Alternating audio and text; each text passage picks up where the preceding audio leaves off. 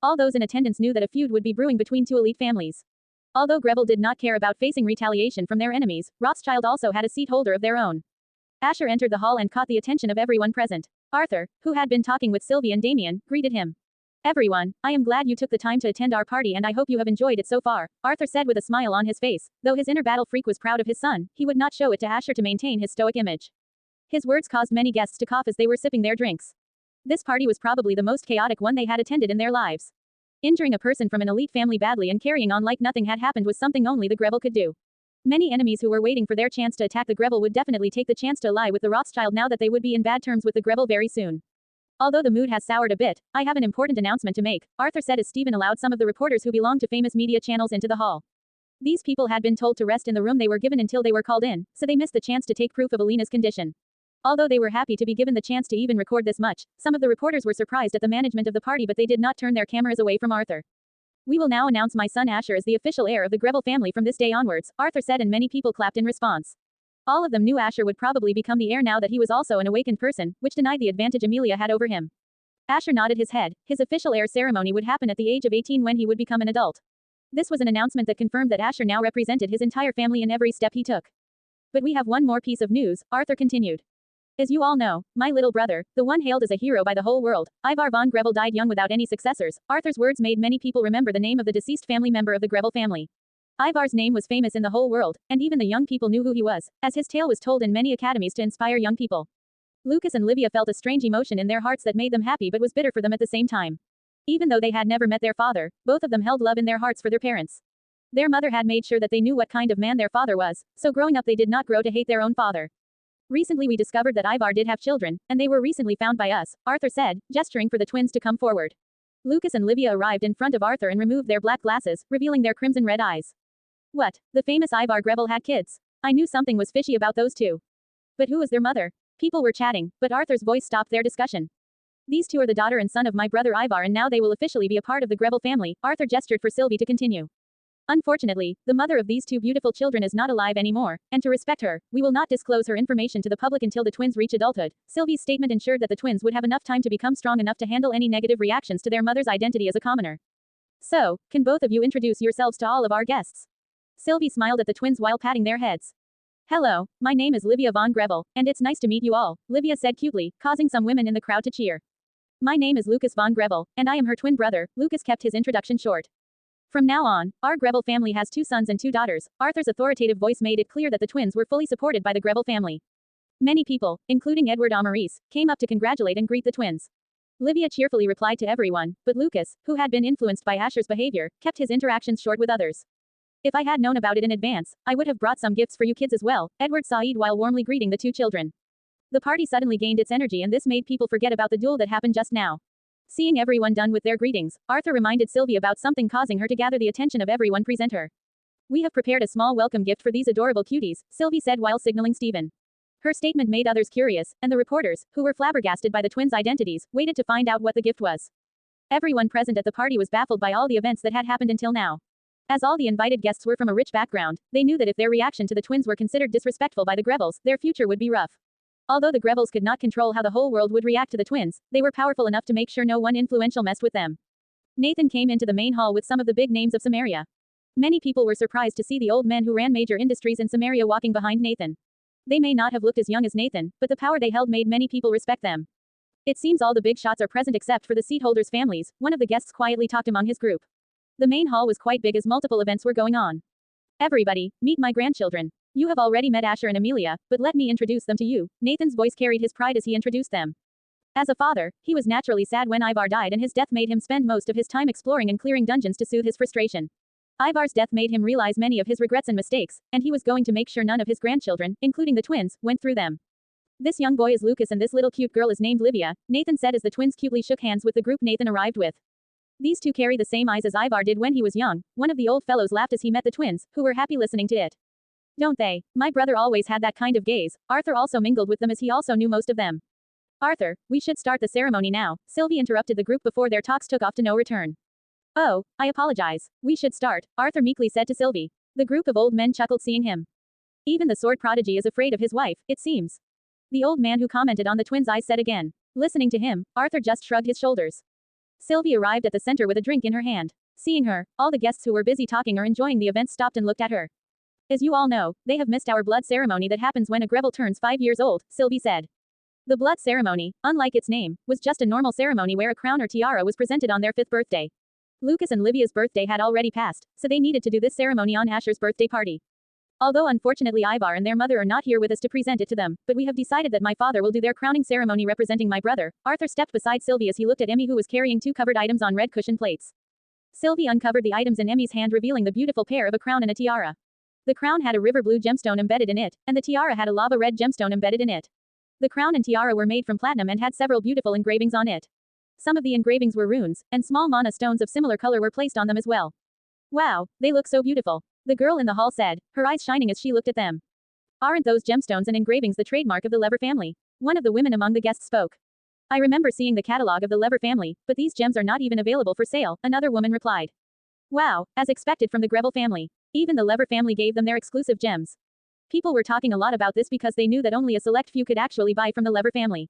For other rich people, they would go to their different branch companies, which were also quite famous. The young people also got excited listening to their talks as they also knew about the famous Lever family. Nathan and the twins arrived at the stage. Many cameras were pointed at them, recording the whole ceremony. Arthur and Sylvie stood behind Nathan, holding a crown and tiara in their hands, respectively. Asher was sitting with Damien and Amelia at their own table. Damn, Ash, how much did those 2 gems cost you? Damien said, looking at him. Around 3 billion AUR, Asher told him. What? Damien looked at Amelia, who confirmed it. How many cars could we have bought with that? I bet even Lucas would have liked a car more than a crown. Damien looked sad. This is a tradition, and we can buy him any car he wants. And don't forget Livia, she looked so happy when I chose the design for her, Amelia said, looking a bit angry as she argued with Damien, who quickly agreed with her to avoid any arguments. Even though Ivar is not in this world anymore, but his actions saved many, Nathan started speaking, which stopped Amelia, as everybody looked in his direction. We may have found you a bit late, but here in the presence of all these people, I can say nobody in this world can look down on you. These crowns not only symbolize your status but your pride as a Greville as well. Nathan stopped as he took the crown and tiara and placed them on their heads. Lucas and Livia looked at Nathan as he stopped and saw many people clapping for them. Although they were not used to the crowd and standing on stage, they did not let their nervousness show on their faces. Many old men, and Edward, who was also interacting with them, also clapped. Asher, Amelia and Damien also stood up to congratulate the twins, and the party went on. Meanwhile, in a mansion somewhere in Samaria, in a room that had bookshelves filled with different books, which looked like an office room, as many documents and papers could be seen on the table. An old-looking man, who seemed to be in his 60s, was reading a book. Knock knock. Come in, the man said as a person wearing a butler uniform came in. His voice was authoritative, which depicted he was no simple man. We have received news regarding young Master Asher, the butler said respectfully to the man. This man was none other than Alfred Raven, the father of Sylvie and the seat holder who represented the Raven family in the High Council. Although Raven's strength was a bit on the weaker side, the amount of information they held, due to their information guild, led to them having a seat in the High Council and earned them the respect and fear of many other families. Just like Sylvie, he had black hair and black eyes, but his presence was like that of a wise emperor, unlike Nathan who gave off the aura of a tyrant. He was a peak SS rank hunter. Oh, now what did my grandchild do that made you come so late and disturb my reading time? The old man looked up at his butler as he put his book down. Young Master Asher had a clash with Elena Rothschild and her friends, Eva Williams and Kevin Whiteheart. He had a duel with Elena Rothschild in which she was injured badly. Sir Nathan stopped Louis Rothschild a bit harshly when he tried to attack the young master who was beating his niece. The butler did not sugarcoat his words as he knew the man at the table did not like wasting his time on meaningless things. Who started the fight? He asked. It was Elena Rothschild who wanted a mock battle, and it seems that she was confident because nobody knew of the young master's awakening, his butler replied. Then it was her fault, but just send a gift in the name of the Raven family to James Rothschild. Nathan can handle their seat holder. As for the Williams, they will not involve themselves in this matter, and Whiteheart are not a threat to us, so just ignore them, Alfred said as he took his book back in his hands. Although there might be some clashes as Rothschild are not weak, but James Rothschild, despite being young, has a good head on his shoulders. He will not make any wrong moves because of his stupid daughter. He stopped but then remembered something. And don't tell Sylvie's mother about this for now. She is just like Sylvie. If she heard that Asher got hurt in any way, many headaches would come my way, he told his butler. But master, she is the family head, and I need, the butler's nervous voice was stopped by Alfred. Oh, I am not telling you not to tell her, but tell her, later. I will make sure she doesn't kill you, so don't worry, Alfred smiled at his butler, who was already crying in his mind. Have a peaceful night, master, the butler bowed and left the room. It seems that the next time I meet that kid, I need to teach him not to learn things from his musclehead grandfather and become more like me, Alfred continued reading his book. Eva and Kevin were sitting in the car on their way back home, without Elena who was with Louis, who had taken her to their mansion to heal her injuries. Their personal teams of healers were enough to treat Elena's injuries, as she had no internal injuries. Her broken bones could be fixed within a few days using potions.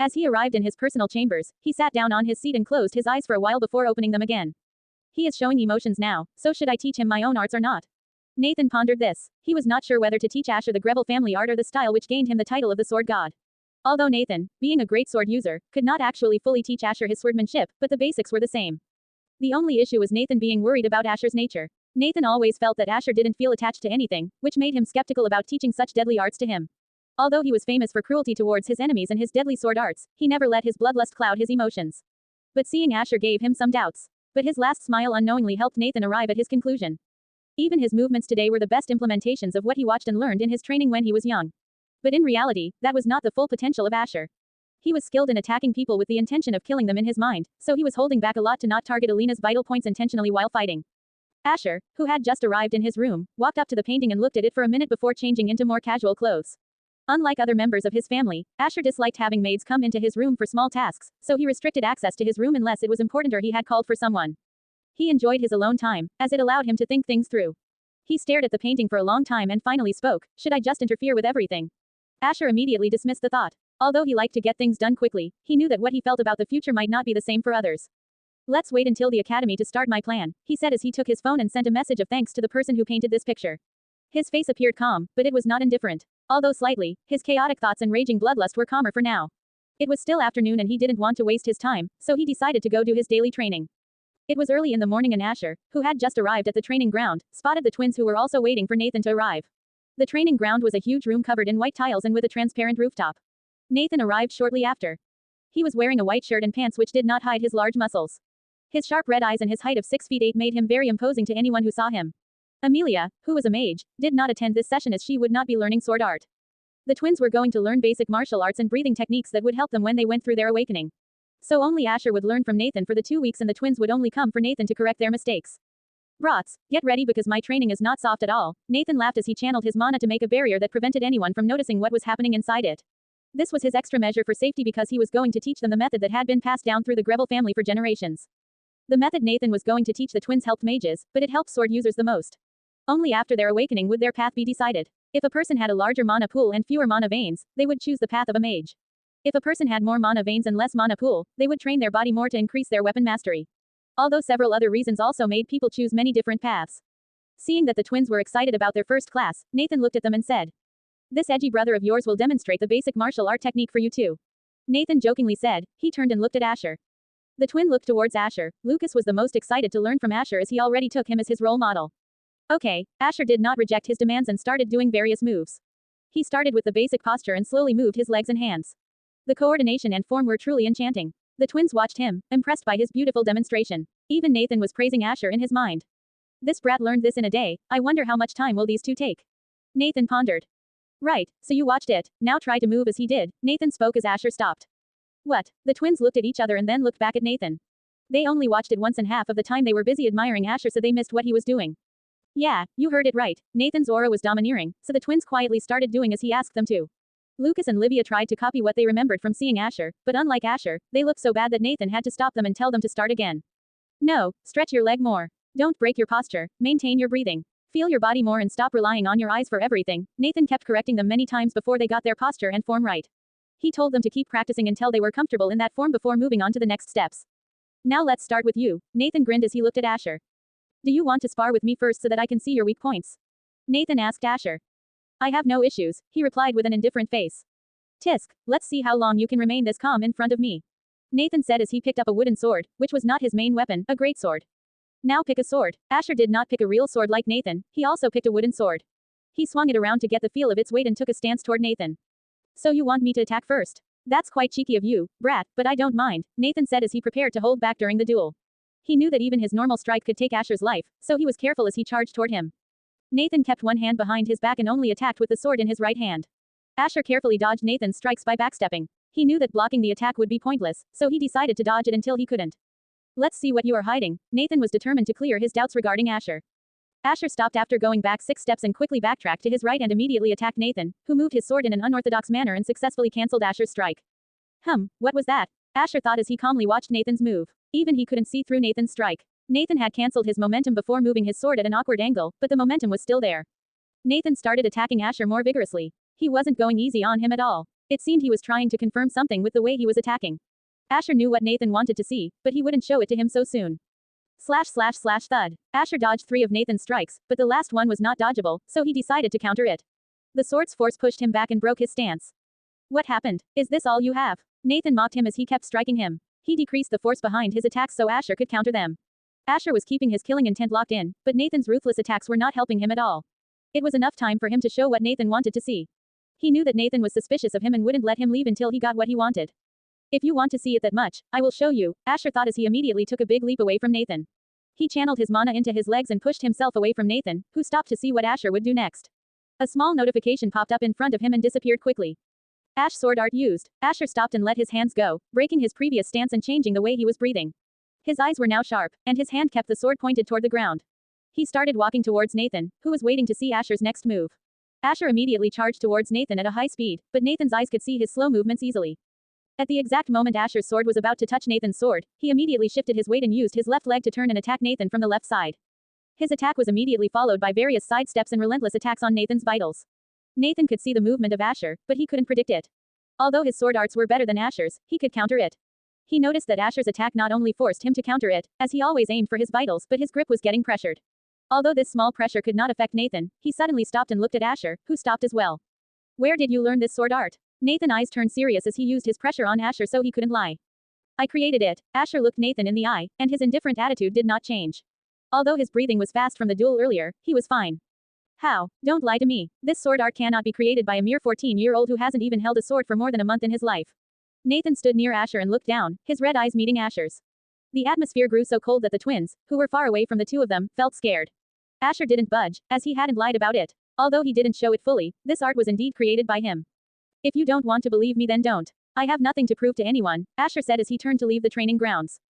Did he really create it himself? Nathan muttered to himself. He was sure nobody could learn this much from 1 month of sword practice, but he then remembered that Asher had broken even his record of awakening.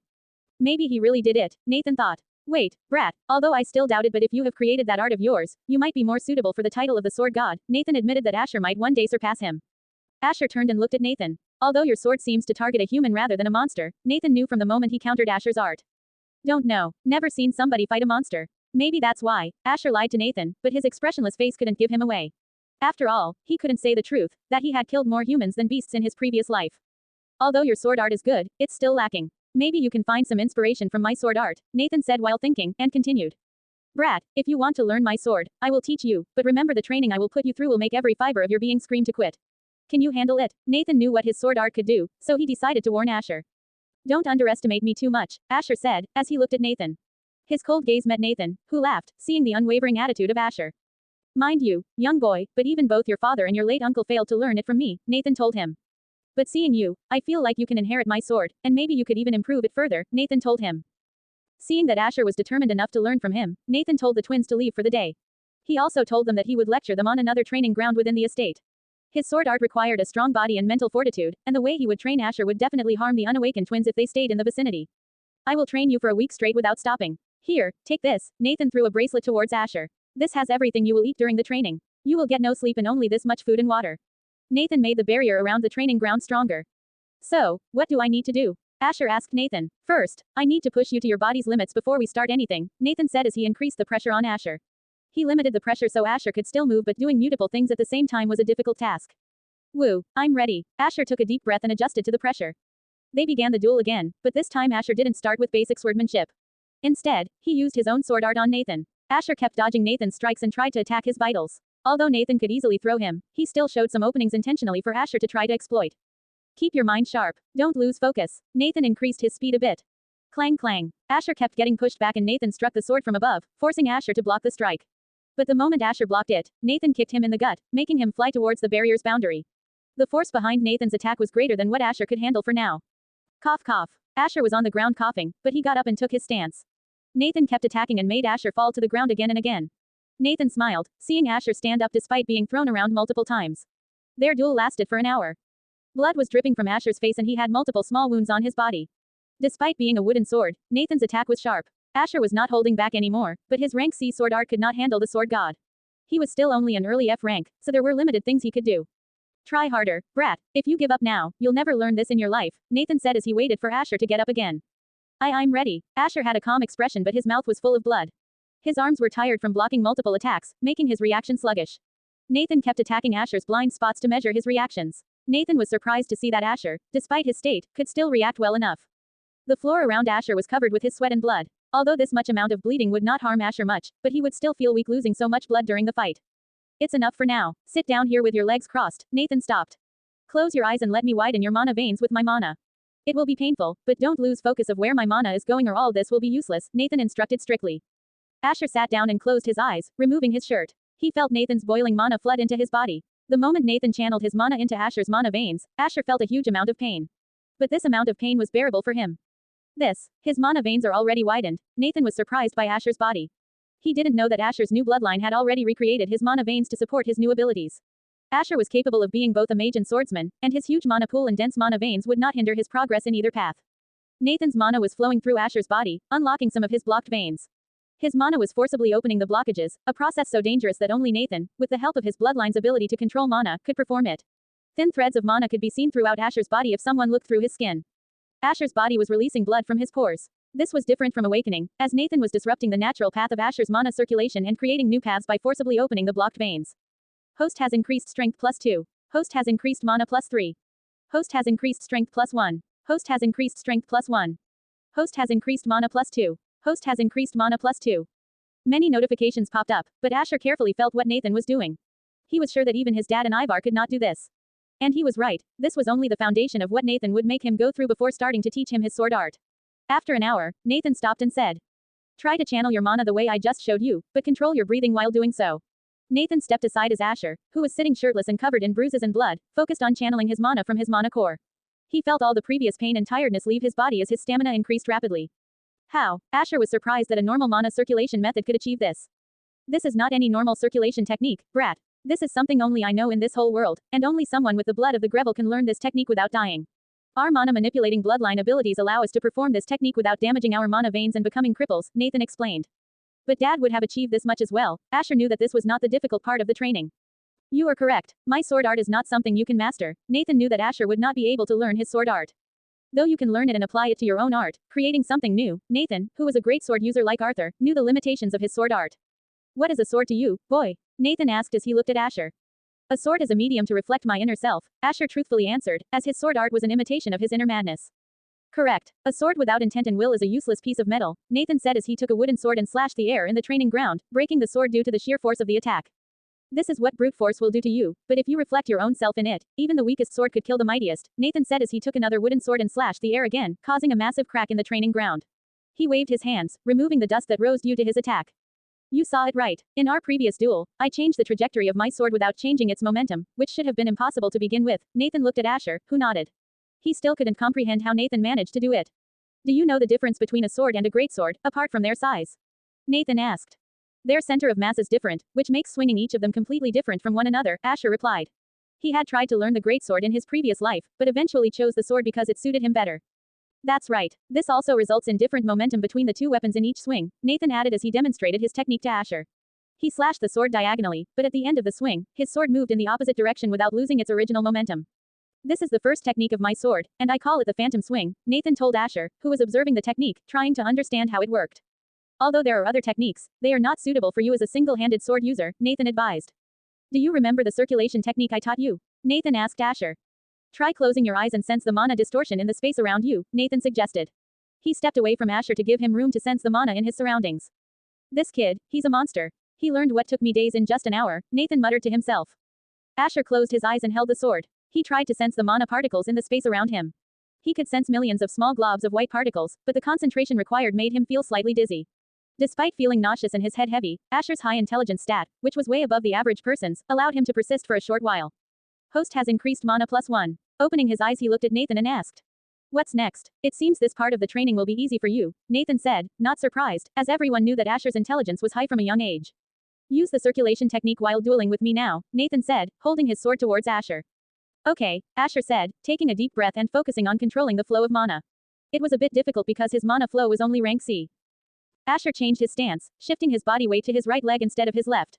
His crimson red eyes were focused on his sword and Nathan. He made sure to keep his killing intent locked inside him. He would not be able to explain why his bloodlust was so high to an experienced person like Nathan. Slash. Focus on your sword's momentum, brat. Nathan struck Asher, who tried to dodge but the wooden sword grazed him, leaving a wound due to the force behind the strike. Nathan's control prevented the sword from breaking. Momentum. Asher repeated Nathan's words as he tried to understand what he meant.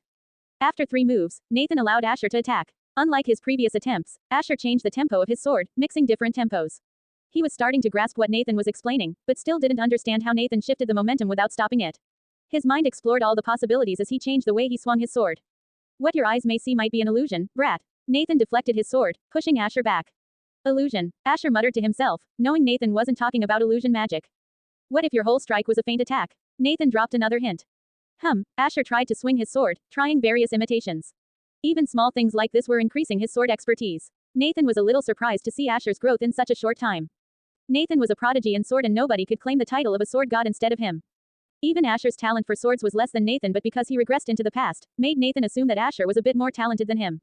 Even a regressor like Asher only seemed a bit more talented to Nathan when he compared him with Asher. Nathan was a true monster and this was the reason nobody in the world wanted to fight him. Although Nathan could not claim the title of the strongest human alive, even the strongest would avoid him if they could. Asher's area of expertise was his comprehension skills. He could walk the path of sword and mage at the same time, excelling in both. His talent made him unstoppable in many fights, but what was even more terrifying was his way of doing things. He used mana to dope his body beyond his limits, filling the gap between him and those far stronger. He slowly killed himself to gain power. Asher's mental and pain tolerance was very high, and even Nathan did not expect him to remain conscious the whole time. Arthur and Ivar had lost consciousness many times during this training and unfortunately could not complete it as they were not able to handle what was about to come next. Alright, it seems like you got the gist, but this one technique did not earn me the title of sword god, Nathan said, demonstrating his second technique. He took a greatsword from the training grounds, which had all kinds of weapons to train with. He started swinging the greatsword, but what shocked Asher was that Nathan was cutting through space itself without using a space spell. How? This should be impossible, your main element was wind not space. Asher was surprised but his calmness did not break. Exactly, but who said only space magic could cut through space itself? Nathan questioned Asher. What if I create a vacuum and remove the very space around my sword, what will it pass through then? Nathan spoke. What Nathan said just now might seem easy to hear, but if somebody had such mental capacity to bear such things there would be more space mages and they would not die so young due to mental exhaustion. But doing it as a spell might be possible, but adding it to your sword swing is not possible, Asher replied with what he knew from his knowledge. In theory, if I did such swings normally within 12 such swings even my brain would explode into a paste. Nathan looked while he smiled listening to Asher's reply. But runes can do it. His smile grew bigger as he said those words. But normal runes can never achieve this, no way ancient runes. Asher's eyes widened as he got what Nathan was implying. Remember the secrets only we elite families know. Nathan continued. Yes, the only person with such a rune is the principal of the World Academy, who is known for his spear arts. Asher also knew what the rune did as the disciple of this person was someone who he knew well. Exactly, but that spear bastard is not the only one who has it. Only he was stupid enough to let the others know to open that academy. Nathan laughed. But this rune is different from what he has. It was something my father found when he cleared an SS rank dungeon. Nathan removed his shirt and channeled his rune, revealing a black dragon-like tattoo wrapping around his spine to the neck. This is one of our biggest secret, brat, and although I cannot teach my sword art to you, if you can handle this rune, you might create a sword art that is even more powerful than mine. Nathan channeled the rune and a small blackish orb appeared on his fingertips. This orb will make you fight your inner demons for your whole life whenever you rank up and it will grow with you, Nathan explained. But this rune is sentient and it might not accept you like it rejected Arthur and Ivar. The dark orb had some small tendrils coming out of it. You will go into a coma after you absorb it, but if you don't come out of this state even after 2 weeks, I will forcefully remove the rune from your body before you become comatose for your entire life. Nathan continued. The first part is a test of mental fortitude which I believe you can do, but this rune will make you go through multiple mental trials. Although Arthur and Ivar failed, but I did it and I believe you can also go through it.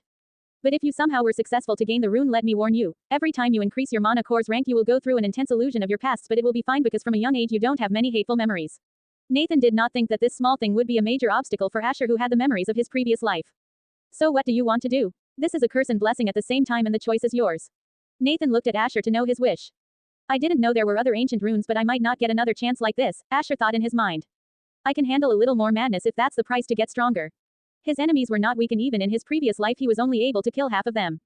I will go through it. Asher agreed to assimilate with the rune. Ha ha ha, has spoken like a true Grebel, Nathan was glad. It could have hurt my old bones to beat some courage into your mind if you have denied this, Nathan acted weak. Is this how the rune affects your mind? Asher could not help but think of it. Clear your thoughts, you ungrateful brat. Nathan stopped his act. Eat this pill, this will provide you with all the energy so you don't need to consume anything for 2 weeks. Nathan gave him a nutritional pill and Asher immediately swallowed it. It was something that hunters carried when they went into a dungeon. Sit down and clear your thoughts. When I give you the rune, don't give up fighting it. Nathan instructed him as Asher sat down and closed his eyes, clearing his thoughts. Nathan took the dark orb near Asher's forehead. The dark orb got absorbed through the skin and a strange black mark appeared on his forehead. Warning, external energy detected. Identifying, source, runic, rank, not detected. Does the host wants to continue YN? Asher agreed when he saw there was nothing wrong in what the system detected. Suddenly Asher felt his whole body getting surrounded by cold liquid, the rune got absorbed into his brain and many unknown letters started appearing on his body. He felt like he was getting trapped inside a dark place with no source of light in it. He lost his sense of touch and could not even feel anything around him anymore. Good luck, brat. I hope you succeed. Asher could faintly hear Nathan's voice as he lost consciousness. Asher felt like he was floating in a vast space of darkness. One by one, his sense of touch, sight, and other senses disappeared. He had no sense of time or direction, and felt as though he had been there for hours. Anomaly detected. The system detected the strange behavior of the rune. Asher suddenly felt many voices calling him. He was going through a stream of his own memories. Hello Asher. Don't kill me please. I will kill you. No, you know I felt strange when I. Demon. He is a demon. Suddenly, Asher heard many voices calling to him and saw faces of people he knew. Some of the memories were unpleasant and some so insignificant that he didn't even care what he had done to them. It felt like he was exploring something within himself. Although these memories were suddenly cut short and he would remember another one immediately. It felt like he was exploring something in himself. Energy detection confirmed. Devil's absorption rank SSS. Is being used. Rune is getting absorbed. Meanwhile, Nathan, who had been observing Asher for 6 hours, saw many runes on his body glowing. As the rune accepting him so early, Nathan was surprised. What's happening to this boy? Nathan was unable to use his mana to check Asher's body as it would disrupt the bonding process with the rune. He watched as letters traveled all over Asher's body, from his neck to his legs, eventually changing into lines that formed a path from his neck to his legs. This is strange. I remember it didn't happen to me. Nathan was aware that normally, it would take at least a week for the rune to bond with Asher before the process of assimilation began. But due to Asher's new bloodline, his ability overpowered the rune and forced it to be absorbed directly. He was right. Normally Asher would have stayed in that dark space for at least a week if the rune accepted him. Only then the process of assimilation would have begun. This strange anomaly happened due to the new bloodline of Asher. The system used one of the sealed abilities of his bloodline to acquire the rune and directly absorb it. His bloodline ability overpowered the rune and forcefully absorbed it before the rune could delve deeper into his memories. Normal runes were different from ancient runes, as normal runes did not have any will of their own. Moreover, rune masters were rare and they were respected individuals. Learning runes was not a thing everyone could do and making them was even more of a difficult task. Ancient runes on the other hand were a mystery. The only known person with such runes was the principal of the World Academy who shared this knowledge with others. This knowledge made many people covet his powers, but who could harm him? He was a peak rank SSS hunter himself, moreover he was known as the strongest human alive. The ancient rune absorbed mana from Asher's body and created a runic circle on him, allowing him to maximize the efficiency of the rune and obtain all its abilities. Normally, the ancient rune would have only given Asher one capability related to his mana manipulation bloodline, but now, with his bloodline ability overpowering the rune, its full capability was unknown. Did he get a better mana manipulation ability than mine? He even sensed Livia's illness immediately, Nathan thought, confused. Well, we can find out when he reaches his second year at the academy anyways. Nathan decided to delay the training of the twins, as he felt that his attention was needed for Asher. He did not want to risk leaving him alone. In the living room of the Greville estate, Arthur was being confronted by Sylvie. He's fine, right? I couldn't even peek inside that barrier. Even Lucas and Livia's training is on hold, Sylvie worriedly asked. Don't worry, I went through it too when I was young. He'll be fine, Arthur reassured her as he sipped his morning tea. Yeah, don't worry, Mom, Amelia joined in. Lucas and Livia, why don't you guys do the basic training with me instead of that old man? Arthur suggested to the twins. Lucas and Livia looked at each other, then Lucas gave Arthur his phone. A hologram projected from it, showing a video from Nathan. You ungrateful son, if you take my students, make sure your bones are fine because I will break them to the point where you'll sit on the guildmaster seat for the rest of your life, doing paperwork. Nathan grinned on the video as he spoke. Arthur was not a coward, so he came up with the idea of going against Nathan's thinking. This old man is just joking, huh? Do you think I'm afraid? Arthur scoffed at Nathan's warning in his mind. And in case you think I'm joking, let me apologize to Sylvie. Sorry, Sylvie, I might have to cripple your husband, but don't hold it against me, okay? Nathan acted sad, and the video cut off. This fuck, Arthur shouted, but he stopped seeing the young twins. Ahem, let's respect your grandfather's request if he wants to teach you guys personally. Arthur continued drinking his tea. Sylvie and Amelia wanted to laugh, but they knew better than to add fuel to the fire. The process of absorbing the rune lasted for 3 days straight, and Asher felt as if he had been in that vast space of darkness for weeks. Thanks to the system helping him, some of his senses had returned, reducing the strain on his mind. On the 4th day, Asher's whole body was covered in sweat. Multiple black lines connected to his neck, stopping around his ears, and his upper body. The runic lines started glowing again, and they covered Asher's entire head region. Inside the vast darkness, Asher could feel his brain being flooded with strange information. The ancient rune was the way knowledge was transferred, and in simpler terms, it was a medium used for transfer. Asher was absorbing the entirety of the rune without even knowing it, and Nathan also didn't know that the whole rune was being absorbed into Asher's mind. I hope you make it, brat, Nathan spoke as he watched Asher's unconscious body. At this time, apart from his sense of hearing and sight, he had regained every other sense.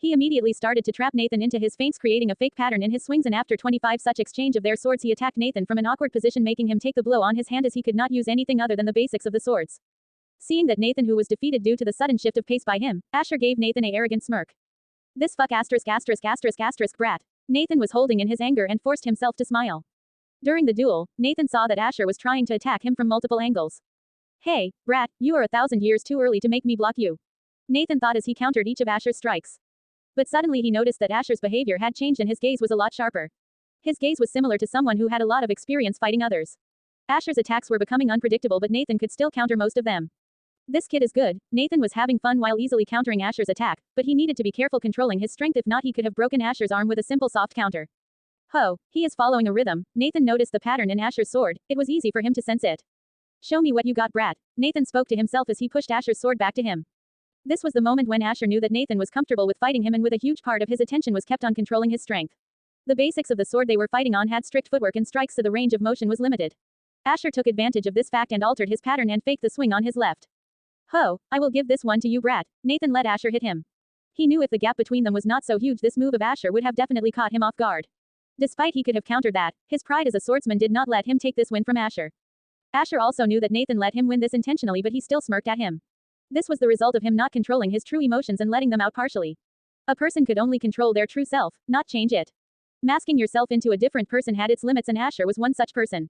His mocking expression annoyed Nathan. Nathan was not a saint. He might have seemed like a happy grandpa thus far, but there was a reason most powerhouses avoided him.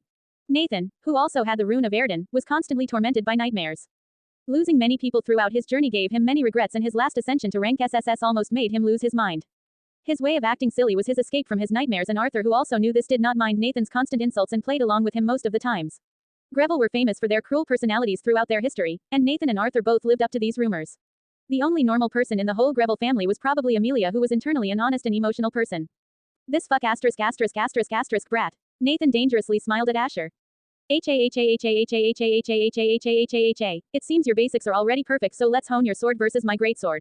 Nathan came close to Asher and stared down at him with his red eyes. Asher looked small in front of his huge build. Why not? Asher was not a coward, even though he knew he had provoked Nathan. He knew this was the best way for him to learn from Nathan. He already knew the fundamentals, but what he wanted to learn from Nathan could only be learned by both of them dueling. Brat, use your mana or anything you have. We will duel until the twins come for their practice. Nathan told him. Asher calmed his mind and decided to use the new mana circulation technique during the duel. He found that he could channel his mana better now. His new intelligence boost had increased his comprehension rate, which helped him connect all the new paths Nathan created with the existing ones. Mana circulation technique. Rank A learned. He did not know what the rank given by the system was based on, but he knew that this circulation technique was better than the one he used in his previous life. Mana started coating his body and strengthening it. He focused his mana on his limbs and increased the force behind his attack. Asher dashed and attacked Nathan, who disappeared from his place and kicked him on the back. Thud. Asher landed on the ground as he crouched with one of his hands on the ground. Why so weak, brat? Nathan smirked back at him. Asher had a calm face, but he was not going to settle down with this much. He saw Nathan, who appeared in front of him, and saw his greatsword coming towards him from above. He braced his legs, blocking the force. Arghhh. Asher used more mana as he strengthened his limbs even more. He pushed the greatsword back but could not move Nathan from his position. Knowing this, he immediately took 2 steps back from his position. Clang clang. Asher and Nathan were sharing many blows, but Asher kept getting pushed back because the force behind the greatsword was too much to completely nullify it. Asher was using their height difference to dodge most of the swings Nathan struck him with. Asher was timing his strikes because the reach of the greatsword was greater than his sword. Come on, brat, show me that smug expression of yours. Nathan was not going to let Asher out easily. Call him petty, but he was having a blast tormenting Asher and removing his escape routes every time he attacked him. Asher was panting heavily, but his focus was not broken at all. He was used to fighting people while breaking his own body. This made him lose the sensation of stopping when he felt tired. They went like this for a whole 20 minutes, and Nathan found it surprising that Asher was not quitting at all. He decided to stop the duel by using the force behind his greatsword to send Asher flying back when he tried to block it. Asher focused on his wrists and braced the impact, but he still crashed onto the wall. At this moment he was gasping for air. But he still stood up. There was a reason even after killing numerous people, Asher was still alive until the day he regressed. Although his body was not able to keep up with his mentality. Let's stop, brat. Get some rest while I train those two. Nathan stopped as he looked at Lucas and Livia, who excitingly looked at both of them fighting for quite some time. Okay, Asher replied while breathing heavily. Okay, so did you two practice what I taught you? Nathan asked them. The twins looked up and replied, yes, at the same time. Good job, brats. Now I will teach you guys some other things before your awakening next week. Nathan started teaching various martial arts which would help them regardless of the result they got from their awakening. Lucas wanted to follow the path of the sword as he admired Asher, but Livia on the other wanted to learn to wield the greatsword. It was odd for a girl who liked cute things to get fascinated by Nathan's swordplay. After teaching the twin and Asher getting a rest of 2 hours, they again started their duel. Nathan held back a little, unlike his previous duel where he wanted to thrash Asher around. Asher tried various techniques he came up with. The whole week, Nathan had Asher focus solely on swordsmanship training. He didn't train him to improve his physical strength or mana. Nathan knew that there were others at the World Academy who could teach Asher better. After their last duel, Asher went to the shower room to wash his body covered with sweat. Multiple blue and black spots could be seen on his upper body. Nathan went ahead and made sure that Asher knew who was the boss in this family. This week, even though his sword mastery had increased quite a bit, he was still working on mixing this style of sword with his current one. He knew that he would be able to invent a new sword style if he went through more battles. As the water dripped down on his well-chiseled muscles, he was thinking of what he was going to do next. He knew that the dungeon in the mountain range he purchased would appear soon. He was now free to enter the dungeons of his level alone, but Emmy would still follow him to the dungeon gate. Lucas will go through his awakening tomorrow. I can take him there with me. Asher decided to take Lucas with him as he knew what he was capable of doing. He got out of the bath and finally exited the training ground after 2 weeks. He went back to his room because it was early in the afternoon and he decided to get some sleep before dinner. The curtains were shut but dim sunlight could pass through them and which gave a woody vibe to the room. Asher had always disliked loud places. He looked at the painting which stood near his bed. After his increased mental strength he was able to place a lid on his inner madness but he was unable to control it. Looking at the painting he felt that the burden on his mind, the constant thoughts that drove him mad were gone. I should go to sleep for now. Dinner would be too chaotic due to the dungeon explosion anyways. Asher leaned down on his soft bed feeling drowsy with his chaotic thoughts gone. He went to sleep. The dungeon explosion where Nathan should have died was going to happen during the time they were having their dinner. Asher woke up and changed into other clothes. He got ready to arrive in the dining room. As he entered the room, he noticed everyone was present there including the twins. Livia was chatting with Amelia while Lucas was keeping it to himself. Welcome Ash, you look so thin. Sylvie got up and hugged Asher as she saw him after 2 weeks. Hello brother, Lucas and Livia also greeted him. Come on sit down now. Arthur who was sitting told Sylvie so that the dinner could start. Meanwhile hours before in the Abyss Guild camp in Lost Lands. When will the guildmaster return? One of the hunter asked his team captain. Anytime soon, young master's party was already over 2 weeks ago. The team captain replied to him. Hey, can't we explore the dungeon a bit more on our own? One of the hunter who was eating his meal asked him. Don't speak nonsense, the final authority lies with the guildmaster and his orders were to wait until he returns. If you wanna die at the hands of higher executives go alone, don't ask me. The team captain immediately replied. The camp was located near the teleportation gate on the outer region of the Lost Lands, allowing for a quick retreat in case of emergency. The inner region had many high-ranking beasts that were dangerous at night. Nathan had instructed the team to stop exploring until he returned, as even the SS-ranked teleportation gate couldn't guarantee safety. Suddenly the alarm system which was established into the camp for any beast invasions at night and other threats started going off. Warning. Mana fluctuations high. Warning. Mana fluctuations high. Warning. What happened? All of them stood up as they listened to the security alarm going off. Mana fluctuations, but it was a blue gate. One of young hunter asked the team captain. Forget it. Evacuate right now. The team captain shouted. Forget it. Evacuate now. The captain shouted. Leave the equipment, take the artifacts, and hurry to the teleportation gate. Hurry up. The SS-ranked dungeon gate in the outer region of the Lost Lands was glowing blue with cracks visible. This was a rare event known as a dungeon explosion, which usually happened in red gates. If the gate was left uncleared, a dungeon explosion would occur, followed by a dungeon breakout. The executives of the Abyss Guild had arrived near the teleportation gate, and as more people teleported out, the executives followed suit. The valuable artifacts and other items had already been picked up, so they could easily abandon the camp. Although there would be significant damage, the monetary loss would easily be recovered. The space inside the dungeon was filled with a white light as several space cracks appeared. The mana forced itself out from the gate, resulting in a huge explosion in the outer region that covered 1 kilometer and destroying half the camp. Asterisk boom. The mana spread around from the dungeon, and the resulted explosion destroyed everything in its path. Bright light illuminated the dark forests of the Lost Lands, waking up many beasts due to the shockwaves of the explosion. Most of the ecosystem surrounding the gate had turned into a huge crater. A spatial crack was noticed in the center of the crater, from which monsters could be observed emerging. Outside the teleportation gate, one of the executives spoke, called the guildmaster. We need to notify him about this immediately.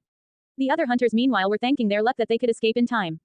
We got so lucky, one of the hunters present said. We would have been obliterated if the guildmaster hadn't gone back, he continued. Who could have thought that this blue gate would become unstable suddenly? The team captain replied as he counted to make sure every team member was present. The person managing the teleportation gate was surprised to see so many hunters appear out of nowhere, but upon seeing that they were from the Abyss Guild, he did not stop them. One of the executives present explained the situation to him, while the other executives were already collecting artifacts and calculating the damage.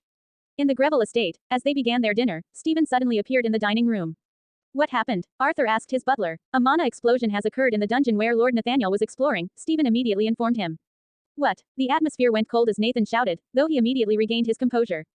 The damage is still being calculated, but the guild members have safely teleported, so no casualties have been found, Stephen finished his report.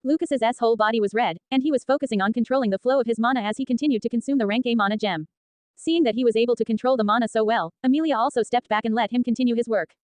At 4 hours and 9 minutes, Lucas stopped as well. He had surpassed Kevin's record, who was considered a prodigy of this generation. Sylvie and Amelia were happy to see that the twins were so talented, and this would help them make their own name in the future. Congratulations, Lucas and Livia. Sylvie hugged the twins, and they also hugged her in return. Can I train with a sword now? Lucas's eyes shone as he asked this question. Sylvie looked a bit troubled, but she needed to tell him now before his hopes grew bigger. Lucas, you have a huge mana pool, so you have the talent for magic. Sylvie calmly explained why he could not choose the path of swords. Okay, Lucas looked a bit gloomy. He wanted to practice and learn from Asher, who he saw as his idol, but it seemed he was not suited for the path of the sword. Oh, come on, being a mage is more fun. Amelia tried to cheer him up. Asher didn't say anything as he knew Lucas would be happier being a mage in the World Academy than being a swordsman. What path should I choose? Livia was eager to learn about her talents. You can choose the path of the sword, sweetheart. Sylvie checked her mana veins and told her. This made Lucas even sadder. He wanted to become a protector for Livia, not someone who would rely on her and cast spells from the back. He didn't like being a mage one bit. Don't worry, Lucas, I will protect you from now on. Livia puffed out her chest and tried to cheer up her brother. Lucas didn't reply and just smiled back at her. He was happy to see that Livia was cheerful. Okay, you guys go and practice now and feel the mana inside your body, Sylvie instructed them. Livia, if Grandpa Nathan comes back on time, you can learn from him, or Arthur will take some time to train you. And Lucas, you can learn from me after you finish consolidating the mana inside your body, Sylvie patted Lucas's head. I will see you guys a bit later. I need to inform Arthur about this good news as well, Sylvie smiled and left the room.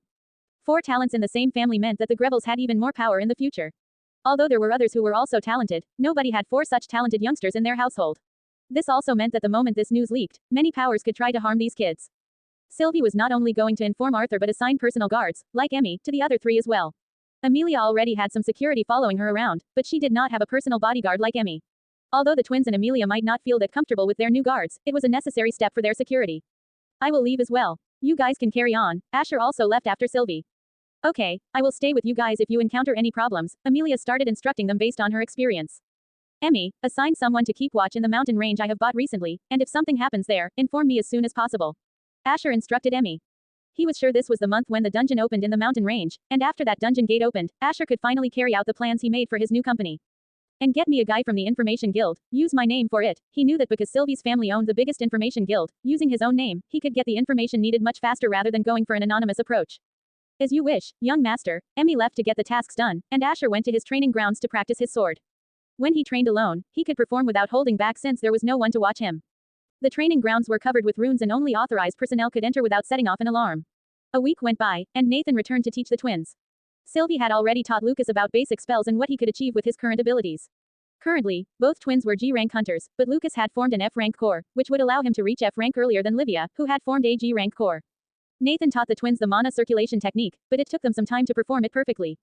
Nathan was patient and waited for them to master the technique before moving forward. Arthur sometimes joined for a casual spar with Nathan to show the twins his moves, but Nathan always defeated him. They limited their strength to ensure the twins could observe and learn from their fights.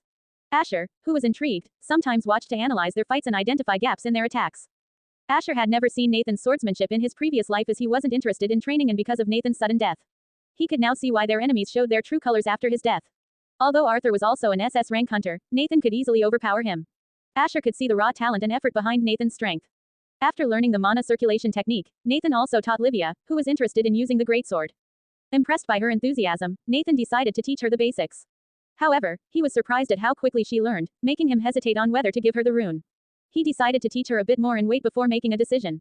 Meanwhile, Lucas focused on learning basic elemental spells to protect his family. He didn't lament his less talent for swords than magic. This continued for over 2 weeks. One evening, Asher came out of training and saw Emmy waiting for him. Young master, a blue dungeon gate has appeared in the mountain range, and the mana readings show that it is E-rank dungeon. Emmy reported. Finally, Asher thought, smiling inwardly. I'll use it to test my training so far. Register it under Aztec, and ask the twins if they want to join me. Emmy looked troubled, but young master, it might be too soon for them to have such a scary experience. Don't forget what that kid did before we took him from that place and don't worry, tell mom about it. She will not deny it. Listening to his orders, Emmy nodded as she left to inform the twins. She had already accepted Asher as an anomaly, but she was not sure about taking the twins to a dungeon. Yes, I will go. Lucas immediately agreed to go with Asher. Brother, but the dungeon is a dangerous place. We should train a bit more. Livia was unsure. They were only 10 years old and G-rank hunters, so going into an E-rank dungeon was not the best idea. Don't worry, just follow Asher, but don't fight monsters above F rank. I'm sure you guys can defeat an F-rank monster together. Sylvie knew that Asher wouldn't make them fight any monster above F rank, so she accepted his decision because the twins needed some experience to continue their training further. Wait, I will also go with them. It will be dangerous if only the brother goes with them. Amelia decided to go with the twins. She was an F-rank hunter herself, the same rank as Asher, so she could protect them just fine. Okay, this will be a good bonding time for you guys. Sylvie was happy that Amelia would go with Asher, but they forgot that they hadn't told Asher about this. Asher had only told Emmy to ask the twins to come with him, as he wanted Lucas to get the first experience of facing a monster. This would help him realize his shortcomings and train with a goal in mind. Okay, you guys can go tomorrow. Emmy, follow them to the dungeon gate and, if you sense any irregularities in the dungeon, take the team inside to help them. And tell Asher to wear the safety device at all times, Sylvie ordered. Asher was busy with his training and didn't attend dinner, so he was still unaware of Amelia joining them. When morning arrived, Asher got ready for his dungeon run, wearing his black combat outfit with straps to hold his sword, a storage ring, and a nano armor bracelet. As he walked into the lobby, he saw Amelia and the twins dressed in their combat outfits. Although he expected only Lucas to come with him, he was surprised to see Amelia, a frown appearing on his face. Why are you here? He asked Amelia. I came to follow you guys and protect the twins. Just for assurance that nothing bad happens, Amelia replied quickly. Asher's cold gaze then turned towards Emmy. Why wasn't I informed? I apologize, young master, Emmy said, hanging her head down. I forgot to inform you about this. She didn't realize that Asher wanted to keep his powers hidden and Amelia joining them was a problem for him. Wait, don't scold her, Amelia interjected, seeing Emmy's apologetic face. It was my idea, and Mom's, for me to go with you. But don't worry, I won't interfere with your fights. I'm just going to help these two since it's their first time. Amelia explained to Asher. Although Asher was already annoyed with the situation, he decided to let Amelia come with them. He had planned to take Lucas with him to get him comfortable with fighting F-rank monsters at G rank, but he would have to change his plans. Fine, but exit the dungeon when I tell you guys, and don't question my decisions, Asher said in an old voice, making everyone quiet. Lucas followed him quietly, but he was disappointed that his chance to accompany Asher throughout the dungeon was ruined. Amelia and Livia also followed,